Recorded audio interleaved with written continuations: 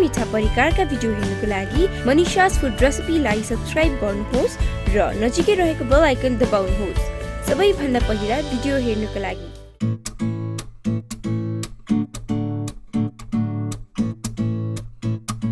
मनीषा's food रेसिपीमा आज म हजुरहरूलाई निकै टेस्टी स्न्याक्स अर्थात् आलु चप बनाएर देखाउने छु। रेसिपीहरू यस प्रकार छन्।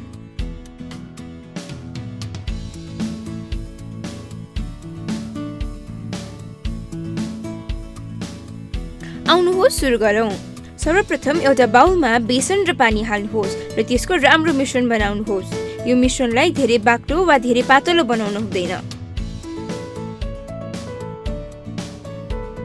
मिश्रण तयार भइसकेपछि त्यसमा काटिएको हरियो खुर्सानी, अदुवा लसुनको पेस्ट र धुलो खुर्सानी, आफ्नो स्वाद अनुसार नुन र अलिकति धनियाको पत्ता हाल्नुहोस् र राम्ररी मिक्स गर्नुहोस्।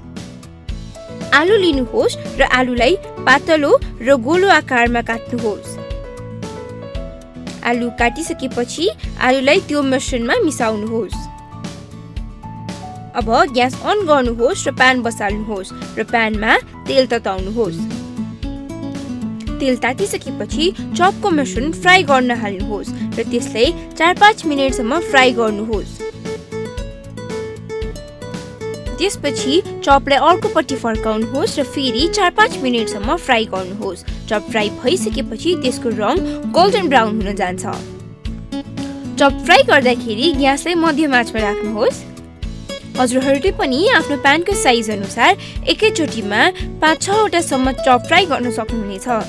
चप फ्राई भइसकेपछि चपलाई प्यानबाट निकालेर अर्को छुट्टै प्लेटमा राख्नुहोस्।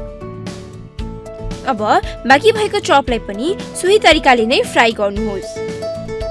हाम्रो स्वादिष्ट स्न्याक्स आलु चप तयार भइसकेको छ।